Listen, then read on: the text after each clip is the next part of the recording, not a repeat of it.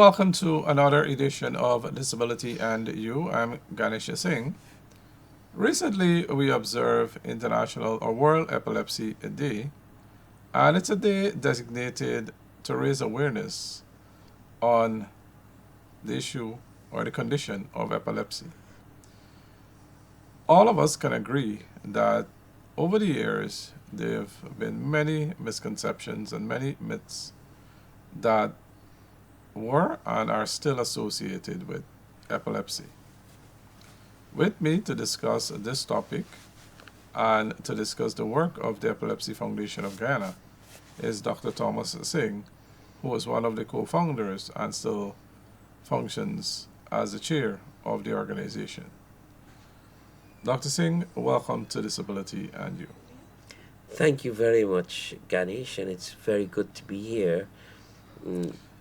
Excellent. So let's start by, we're not going to discuss the misconceptions and so on as yet, but let's talk about the Epilepsy Foundation of Guyana. Tell us, what is the objective, the main objective of the organization, and why was it established in the first place?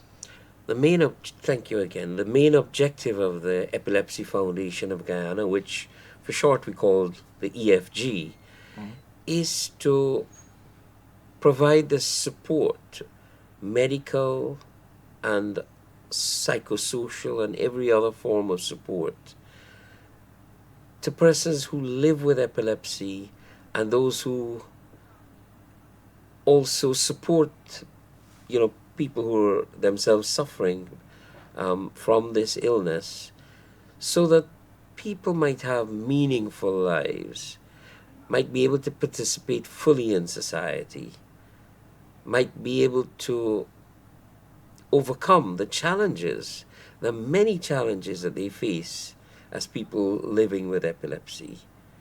And we decided to form this organization because in Guyana, at that stage when we started in 2014, That's quite a long time. it's a long time. Last year we celebrated our 10th anniversary on the 14th of November.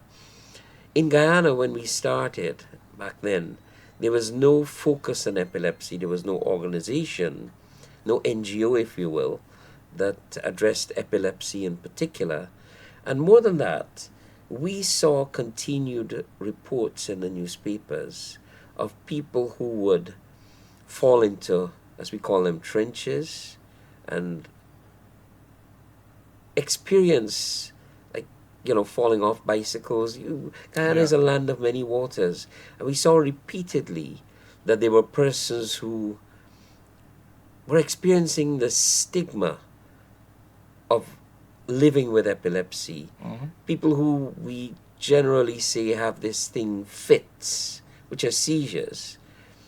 We recognized that in schools were not necessarily equipped to deal with people who get overt strong seizures, and students who might miss out on learning opportunities because of milder forms of seizures.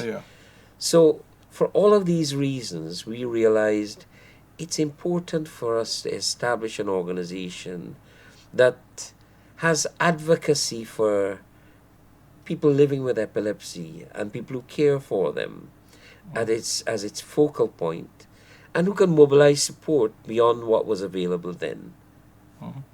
So, what are some of the main activities of the organization? I know you would have evolved, but what are some of the main activities of the organization? What are some of the services and so forth you provide to the community in addition to raising awareness and advocating? At this stage, we actually provide tangible support in the form of offering an EEG service. The EEG is the electroencephalograph, and it involves reading in real time and recording brain activity. That service was not provided and available for in Guyana when we first started. We collaborate with a UK charity known as Tele EEG, which provided the equipment for us initially, and the training of a technician. So we do this on a routine basis. We also provide medication. Now, that service does have a cost. It's significantly below the market cost. And there are instances where we even consider people's circumstances and might even waive the very small fee. Yeah. We also, in addition to that, we provide anti-seizure medication for free distribution, because we have a partnership with social enterprise that focuses on providing pharmaceuticals around the world. So we provide this for free, and every year we get a supply, and we've been renewing this relationship. So those are two tangible things we do. We also provide information, and we do so by going into schools, by going into workplaces, doing training sessions to build awareness of what the illness, epilepsy, is all about, how we might be able to respond when people have seizures, how people can be included in our society, be it at school, be it at work. These days, apparently, it's not such a good thing to talk about diversity, equity, and inclusion. That's a whole other topic. But we see it as very important, and as Definitely, especially when you're dealing with marginalized communities, absolutely, such as persons with disabilities, and people with epilepsy, the severe forms, are considered persons with disabilities. that's right. Yes. What has been the response? And I'll take it from two perspectives. Let's start with the children that you work with in the schools. The schools where you conduct sensitization. What is the response like from the students? Well, we have done this in regular schools, if you will. Yeah, the mainstream schools. And Yes. mainstream schools. And, you know, there is this issue of whether people living with disabilities like epilepsy and otherwise should be included or should be provided separate education. That's a discussion that takes place. But in the schools we've gone to, we were responding to a need very often that was, you know, in the form of a student suddenly beginning to get seizures. We have had really good responses from the schools we've been to, because it's enlightening for people to know. It's really pulling back that curtain to assure people that somebody who has seizures, fits as it's called, Yeah, that's is that's right. This is a pejorative sort of description of it, but it's one we know very well in Guyana, so that's fine. Definitely. That these people are not possessed with demons. They're not mad people, insane people. They're not people who have mental health issues. That the illness can be managed, and if managed, people can live fairly normal lives. Now, school children who are never really judgmental, you know, they sometimes experience shock. They're traumatized by seeing somebody experiencing seizures. And going into a school, we can actually alleviate this and provide information. It works. That is true. Yes, and it works for both parties, those who happen to be experiencing seizures and those who are sort of friends and part of a network of support. So what we've done, however, and we've done with tremendous success because of the great people at the special needs school, we've tended to focus more recently on that particular school. And naturally, the responses has been very good, because people could be experiencing other illnesses with epilepsy and seizures as a sort of a comorbidity. Yeah. And or it might work the other way round. So somebody with cerebral palsy might be experiencing seizures. And that makes life so much more difficult, even for people like parents. You know, so when we can go in and we can give reassurance and we can offer services. I recently had somebody call me Yeah. to say that his wife was in an accident and started to experience seizures. And that's something that we do not acknowledge, that a lot of times you acquire seizures because of lifestyle, whether you're an alcoholic or whatever else, or it can be caused by a brain injury. Or a brain injury, or, Uh-huh. and I'd like to raise this on this platform, if you don't mind, Go ahead. Ganesh. As Guyana builds out its infrastructure rapidly, we see many trucks and heavy vehicles on the road, on our normal roads. And associated with them are very bright lights, flashing lights, quite unnecessary in my view, because we're not in the interior. Now, when we conduct an EEG, there's something called a photic stimulator that's used. Flashing lights are turned on at a certain stage to see if that triggers a seizure. Because flashing lights, in many cases, trigger seizures. I wonder to myself, how many accidents have occurred on this road, on our roads, because somebody might have actually experienced a seizure or had an epileptic episode because of the flashing lights, almost on all of these heavy vehicles. And the interesting thing is that sometimes that person that gets the seizure, the episode, because we know you can have a seizure of a split A second, split second? they might not even be aware it's a seizure. That's right. And that's an interesting point you raised there, Thomas, that a simple thing, well, we consider it a regular occurrence because of how common it is, the bright flashing lights and so on, but the effects of it, right? What about the response from the general public to the work that you're doing, the raising awareness? We spoke of the kids, and kids are, they're quite interesting.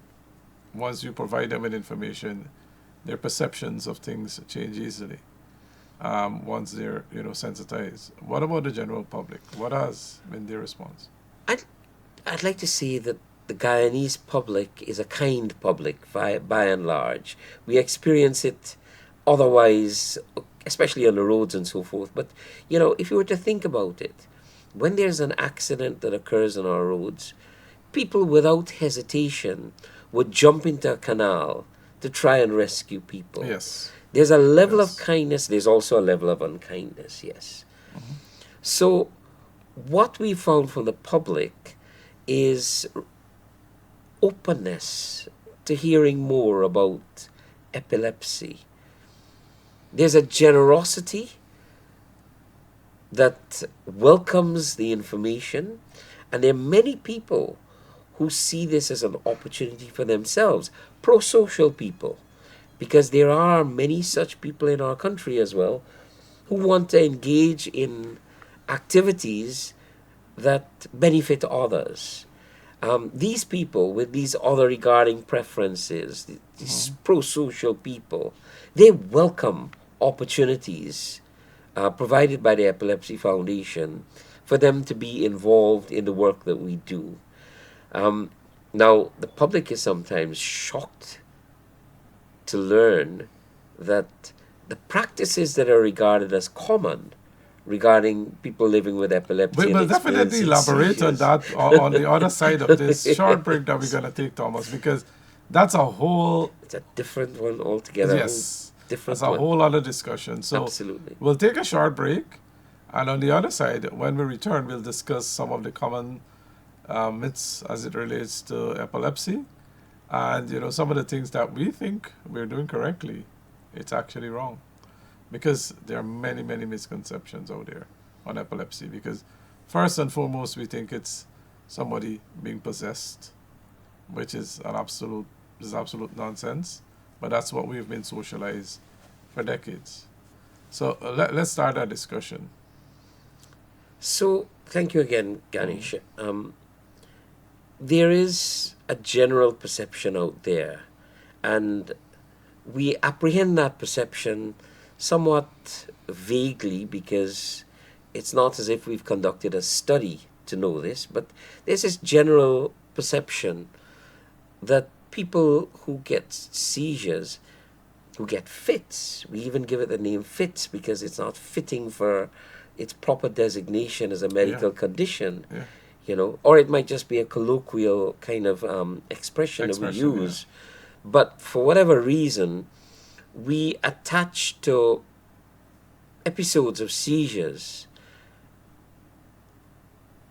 we attach some value-loaded conclusions about why it might be occurring. It might be occurring because the person has been possessed by demons. And that's a common one. That's that a common I one. heard That's growing right. up, yeah. It might be that somebody has done something to somebody, so to speak, because there are those beliefs in spirituality that actually lead people to think that they can do things to others by going and visiting a religious person and perhaps performing some exercises and ceremonies. But while there is that general perception, let me add that last year when we were doing our 10th anniversary celebrations, we had this continuing medical education program as part of the celebrations and conducted a survey. It was done on Zoom, where we asked the doctors in attendance if they had heard of any misperceptions about epilepsy. The doctors are on the ground, they get people going in, and they confirmed that this indeed is the view, that people get epilepsy because they're possessed, or because, maybe not because, but associated with epilepsy and seizures is a form of mental illness and madness. Yes. The doctors said this is what they hear. So it confirms the general perception that we had. Another thing the doctors noted, which we also were aware of, is that there might be some misconceptions about the way epilepsy is managed. A particular thing is that of putting a spoon in the mouth of people living with experiencing a seizure. Because you say that, people think that you put a spoon in their mouth so they will avoid them biting their tongues. That's right. But tell us more. So, because we think we're doing a good. I know, but what one can do is one can do severe damage to that person. The spoon is a hard thing, but on top of that, it's not necessary, and it might be counterproductive. The problems that we have when we have a seizure have to do with things like choking. What do we do to avoid that sort of thing from happening? We turn a person on his or her side. We clear the area so that the seizures can occur. And we generally just protect that person. I heard it said by a medical professional that it's very unlikely that we will actually bite our tongues when we have a seizure. So the thing is, turn the person on the side, remove all furniture so that the person would not injure themselves, that's right, and get medical attention if the seizure is a prolonged one. Because one of the things we do is people, you put a spoon in the mouth and then you start throwing water on that person. I'm sure you heard that before too, right? I might have experienced it actually when I used to get seizures, because I do remember feeling my hair wet. Yeah. So that's one of the other things when you can actually cause that person to drown. We can actually do precisely that because, as I said, part of the motivation we had was reading about people falling into trenches. It happened, and we see reports of it in the newspapers. I could tell you a couple of instances. In Sophia, a young lady was literally put out of her house by her mother. There was an altercation. She sat on the bench. She had a seizure, fell into the canal. A teacher in Essequibo was riding to school. She was at the gate of her school on her bicycle, had a seizure, fell into the canal, and we know what happened in both cases. And one of the thing that we might not acknowledge, Thomas, is that when you hear a lot of persons, they're found in a canal, they're found in a drain without any marks of violence, they're just strong. It Can be they fell into that drain, but nobody knows because of a seizure. You just hear Precisely. that they were found. And similarly for accidents that are occurring on the road, Yeah. it could well be that a person had a seizure because of the lights. There was an accident. The person dies, therefore we never know if it was a seizure that caused it. So we ought to be taking So all right. preventive Since we're talking about the measures. seizures, people have the perception that the seizures are the ones that take a couple of minutes and so on. Tell us of some of the types of seizures um, that are associated with epilepsy. I'm actually very glad that you brought that up because I was focusing on seizures. There are forms of seizures where all that happens is that a person might have eyes that gloss over, if you will. They become dazed, they lose attentiveness for a few minutes, and that is all that happens. Then there could be other forms of seizures, such as maybe just twitching that might be occurring and nothing else. Chances are when that happens, the person loses attentiveness as well.